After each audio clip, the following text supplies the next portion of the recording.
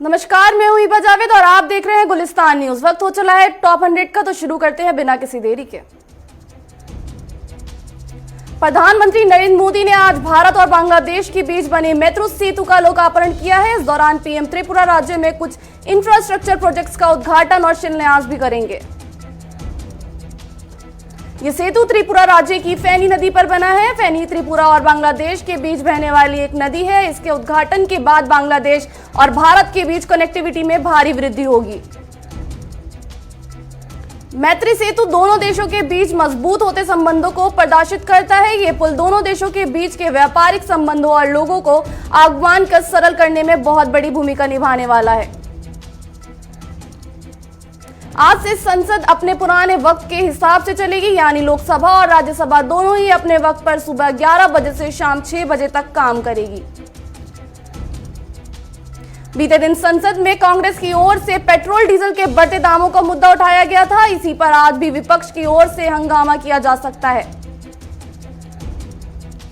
वहीं विधानसभा चुनावों को देखते हुए संसद के बजट स्तर के इस हिस्से का कुछ छोटा किया जा सकता है। माना जा रहा है कि 27-28 मार्च से पहले ही सत्र समाप्त हो सकता है। संसद परिसर के अंदर सांसदों के लिए एक टीकाकरण केंद्र स्थापित किया गया है, जहां आज से सांसदों के लिए कोविड टीकाकरण अभियान चलाया जाएगा।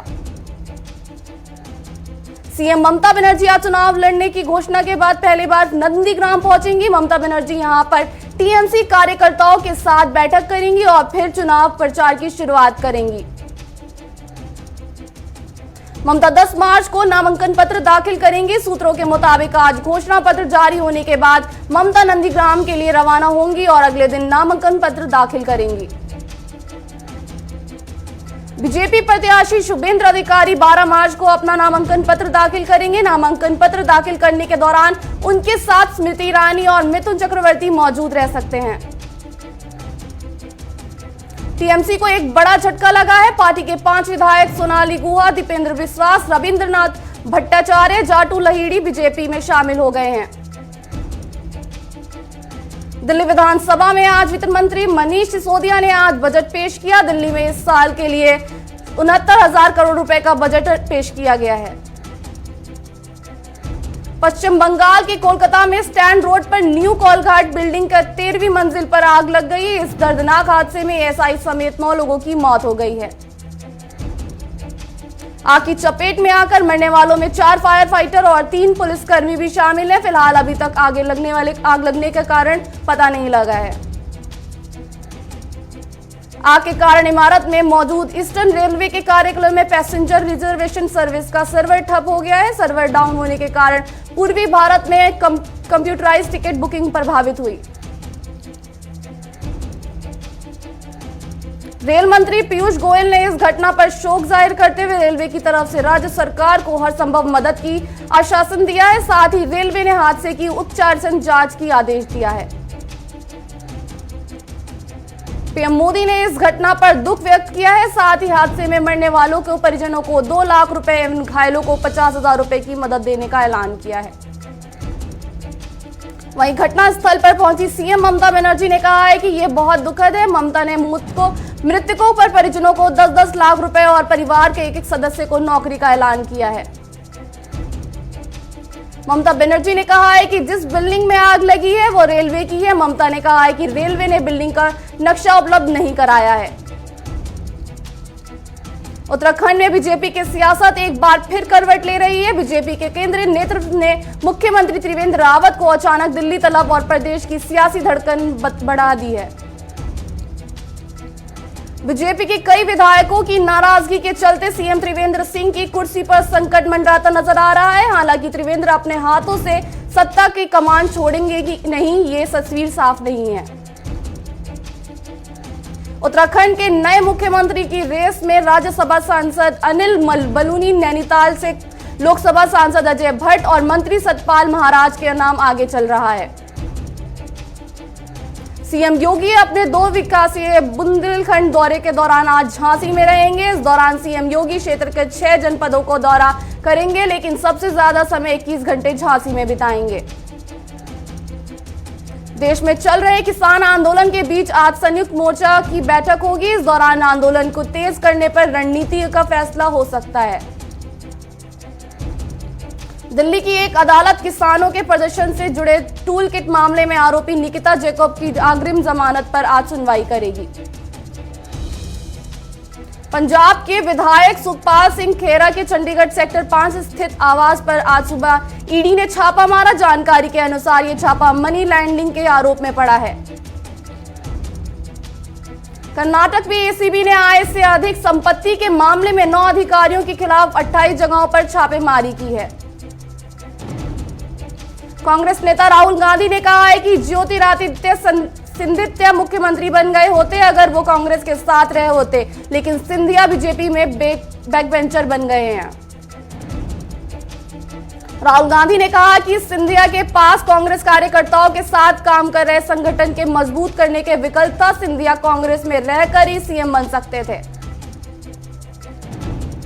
मुकेश अंबानी के घर के बाहर स्कॉर्पियो कार में जिलेटिन की छड़ें मिलने की जांच एनआईए के सौंप जाने पर सीएम उद्धव ठाकरे ने कहा है कि इस मामले में कुछ गड़बड़ है। देश में कोरोना वायरस से संक्रमित लोगों को एक आंकड़ा बढ़कर 1,12,74,786 पहुंच गया है। वहीं कोरोना से जान गंवाने वालों की कुल संख्या 1,57,930 हो गई है। देश में पिछले 24 घंटों में कोरोना वायरस के 15,388 नए मामले सामने आए हैं, जबकि इस दौरान 77 लोगों की मौत हो गई है। देश में कोरोना सैंपल की जांच की संख्या 22 करोड़ के पार पहुंच गई है। बीते दिन देश भर में 7.4 लाख से ज्यादा टेस्ट किए गए हैं। कोरोना वायरस के टीकाकरण का दूसरा चरण में बुजुर्गों में काफी उत्साह देखने को मिल रहा है। ये वजह है कि पिछले 7 दिन में 32 लाख बुजुर्गों ने वैक्सीन लगवाई है। कोरोना के बढ़ते मामलों को देखते हुए महाराष्ट्र राज्य के ठाणे में लॉकडाउन लगा दिया गया है। ठाणे में 16 जगहों पर लगा ये लॉकडाउन 31 मार्च तक जारी रहेगा। सीरम इंस्टीट्यूट ऑफ इंडिया ने अमेरिका से कच्चा माल आयात करने में आ रही दिक्कत को दूर करने के लिए केंद्र सरकार को एक चिट्ठी लिखकर आयात को सुगम बनाने की मांग की है। सीरम इंस्टीट्यूट की ओर से केंद्र को भेजी गई चिट्ठी में कहा गया है कि अमेरिकी ने रक्षा उत्पादन अधिकतम लागू किया है, जिस कारण फर्म और आयात करने में काफी मुश्किल हो रही है। मराठा आरक्षण के मसले पर सुप्रीम कोर्ट ने सुनवाई हुई। इस दौरान कोर्ट ने सभी राज्य सरकारों को नोटिस जारी कर पूछा है कि क्या आरक्षण की सीमा 50% से बढ़ाया जा सकता है।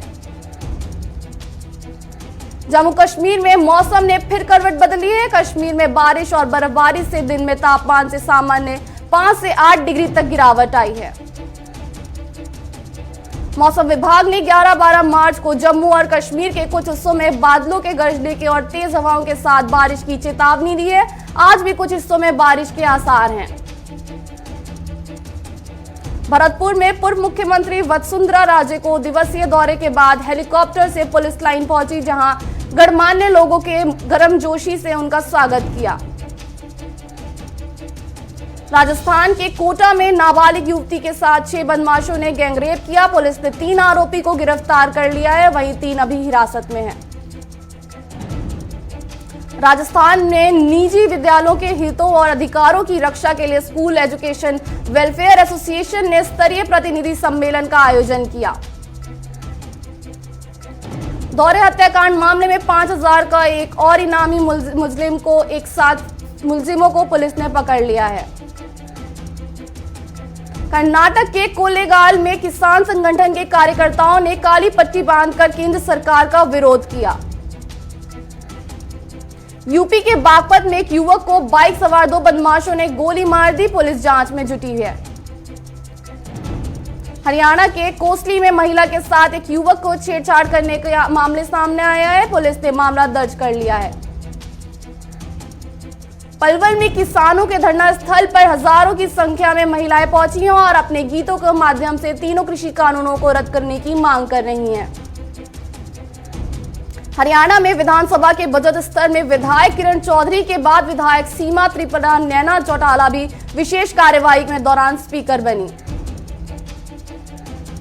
पानीपत में सागर हत्याकांड में 7 और आरोपियों को पुलिस ने गिरफ्तार कर 4 दिन की रिमांड पर लिया है। राजस्थान के तारानगर में सफाई व्यवस्था को लेकर आ रही शिकायतों को देखते हुए 18 दिवसीय सफाई अभियान को शुभारंभ किया गया है। हरियाणा के झाझर में बेहतर कार्य करने वाले पुलिस कर्मचारियों को सम्मानित किया गया है। यूपी के रामपुर में कई कार्यक्रम आयोजित किए गए, जिसके तहत स्कूल की छात्राओं को पुलिस ने एक ड्यूटी निभाने का मौका दिया। यूपी के रामपुर में 12 मार्च को सपा के राष्ट्रीय अध्यक्ष अखिलेश यादव साइकिल रैली करेंगे और कार्यकर्ताओं के साथ सड़कों पर उतरेंगे। बिहार के मधेपुरा में All Indian Reporter Association AIRA के 7वां स्थापना दिवस धूमधाम से मनाया गया। पटना में एक पुलिसकर्मी पर पैसा चोरी करने का आरोप लगा है। डीएसपी अमित शरण ने कहा है कि हम अपने स्तर की जांच कर रहे हैं। पटना में अंतर्राष्ट्रीय महिला दिवस के अवसर पर नारी सशक्तिकरण को लेकर एक विराट कार्यक्रम का आयोजन हुआ। मुख्य अतिथि के रूप में बिहार की माननीय उप मुख्यमंत्री महोदय श्रीमती रेणु देवी रहीं। हरियाणा की पूर्व शिक्षा मंत्री ने केंद्र सरकार पर निशाना साधते हुए कहा है, हरियाणा में बेरोजगारी और अपराध दोनों बढ़ रहे हैं और 75% प्राइवेट सेक्टर में आरक्षण देकर अपनी पीठ थपथपा रही है। झारखंड के दुमका में पुलिस और मीडिया के बीच क्रिकेट प्रतियोगिता का आयोजन किया गया। खेल में मीडिया की टीम ने पहले बल्लेबाजी की। हरियाणा में अंतर्राष्ट्रीय महिला दिवस के अवसर पर अंतर्राष्ट्रीय लाइक्वांडो चैंपियन तनुजा को हरियाणा के मुख्यमंत्री मनोहर लाल ने सम्मानित किया। जालंधर में अकाली दल ने कांग्रेस सरकार के खिलाफ गधे की आगे बांसुरी बजाकर राज्य भर में धरना प्रदर्शन किया। हरियाणा में विधानसभा अध्यक्ष ज्ञानचंद गुप्ता ने प्रश्नकाल के साथ सदन की कार्यवाही शुरू की। हिमाचल प्रदेश के सोलन में कांग्रेस विधायक ने पत्रकार वार्ता के दौरान कहा कि 2 साल पहले मुख्यमंत्री ने जिन परियोजनाओं का लोकार्पण आज से कार्य शुरू नहीं हुए हैं।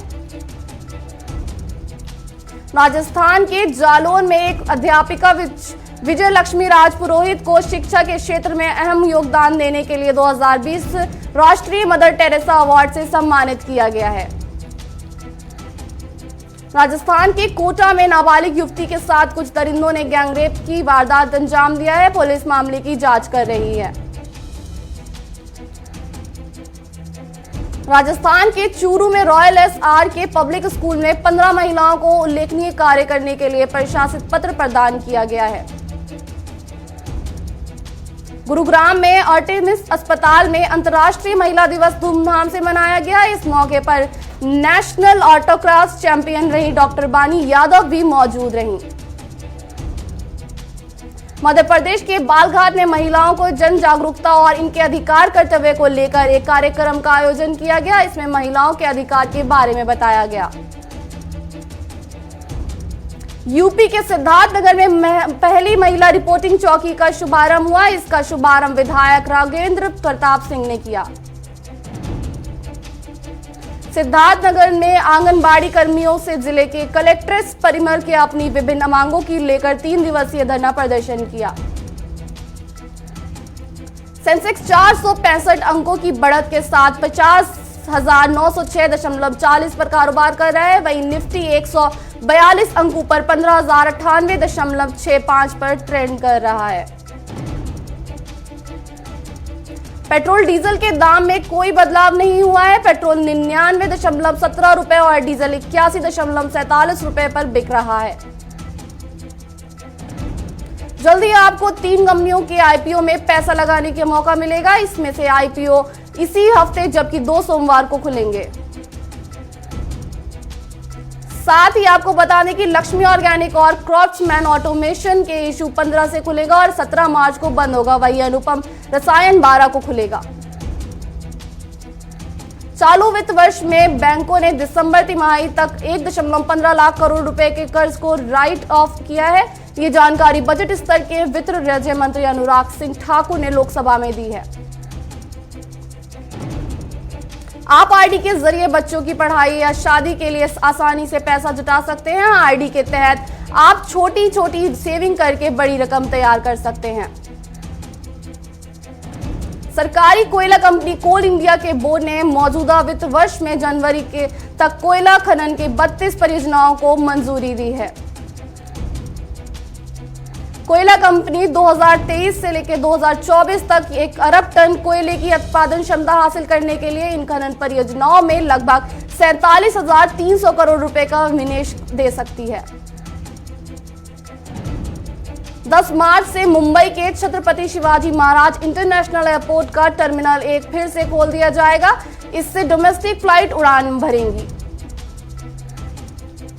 प्रधानमंत्री जन धन योजना में 55% बैंक खाता महिलाओं के नाम है। इसके तहत फरवरी 2021 तक कुल 41 करोड़ बैंक खाते थे। दुनिया में कोरोना मरीजों का आंकड़ा 11.70 करोड़ से ज्यादा हो गया है। साथ ही इस महामारी में अब तक 26,12,000 से ज्यादा लोग अपनी जान गंवा चुके हैं। वहीं अगर बात की जाए पिछले 24 घंटे की, तो पिछले 24 घंटों में अंदर दुनिया में 2.90 लाख से ज्यादा नए मामले सामने आए हैं और 6,000 से ज्यादा मरीजों ने इलाज के दौरान दम तोड़ दिया है। दुनिया में बढ़ते कोरोना के मामलों के बीच एक अच्छी खबर आई है। दरअसल नई स्टडी में दावा किया गया है कि ब्राजील में फैले नए स्ट्रेन पर अमेरिका कंपनी फाइजर और चीनी कंपनी सिनोविक वैक्सीन असरदार है। कोरोना वैक्सीन की चोरी अब एक बड़ी चुनौती बन गई है, इसलिए जेम्स बॉन्ड अंदाज में कार्गो की सुरक्षा की जा रही है, जिसके लिए किल स्विच पैनिक बटन तक लगवाए गए हैं। अंतर्राष्ट्रीय मुद्रा कोष यानी IMF ने कोरोना वैक्सीन निर्माण के लिए भारत की तरफ तारीफ की है और कहा है कि भारत संक्रमण से निपटने में सबसे आगे है। यूरोपीय मेडिसिन एजेंसी के एक वरिष्ठ अधिकारी का कहना है कि रूस की कोविड-19 वैक्सीन स्पुतनिक 5 को राष्ट्रीय मंजूरी देने से बचना चाहिए। उन्होंने यूरोपीय यूनियन के सदस्यों को इस बारे में आग्रह किया है। सऊदी अरब में दुनिया के सबसे बड़ी सरकारी तेल कंपनी आरामको पर हमला हो गया है। हुती विद्रोहियों ने 14 ड्रोन और 8 बैलिस्टिक मिसाइल से रिफाइनरी पर हमला किया। अमेज़न के 7 संस्थापक जेफ बेजोस की पूर्व पत्नी मैकेंजी स्कॉट ने दूसरी बार घर बसा लिया है। उन्होंने अमेरिकी के साइंस टीचर डैन जॉविट से शादी की है। यूके की संसद में किसानों का मुद्दा फिर दोहराया गया, जिसको लेकर मंत्री निगेल एडम्स बोले, किसान आंदोलन भारत का आंतरिक मामला है। लोकतंत्र में सुरक्षा बलों को कानून व्यवस्था लागू कराने का हक है। प्रिंस हैरी की पत्नी मेगन मार्केल ने प्रिंस हैरी के परिवार पर एक बड़ा आरोप लगाया है। दरअसल मेगन ने एक इंटरव्यू के दौरान कहा है कि मेरे बेटे के रंग से शाही परिवार को दिक्कत थी। महाराष्ट्र कांग्रेस के विधायक अमीन पटेल ने संजय लीला भंसाली की अपकमिंग फिल्म गंगूबाई कठियावाड़ी के नाम बदलने की मांग की है। साथ ही दावा किया है कि इससे कठियावाड़ शहर की छवि खराब होगी।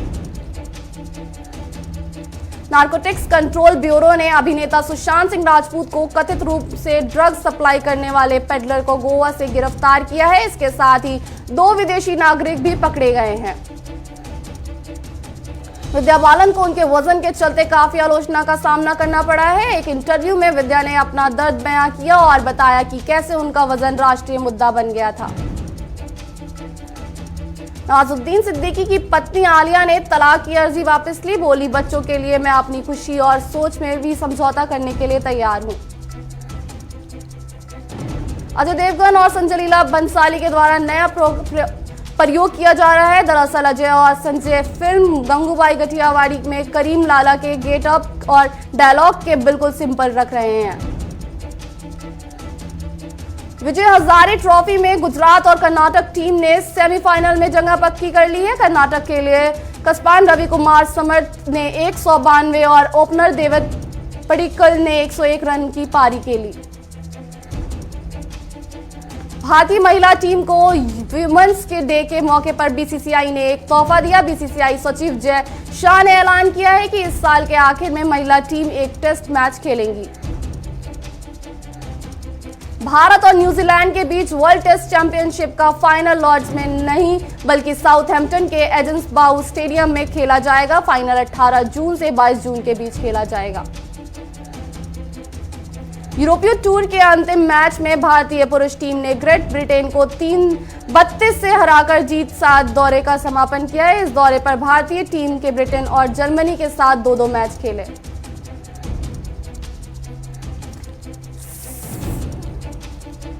सर्बिया के world number 1 tennis star Novak जोकोविच ने रोजर फेडरर का वर्ल्ड रिकॉर्ड तोड़ दिया है। वे सबसे ज्यादा समय तक पहली पोजीशन पर रहने वाले खिलाड़ी बन गए हैं। तो आज के लिए इतना ही। और बड़ी खबरों के लिए बने रहे हमारे साथ, देखते रहें गुलिस्तान न्यूज। धन्यवाद।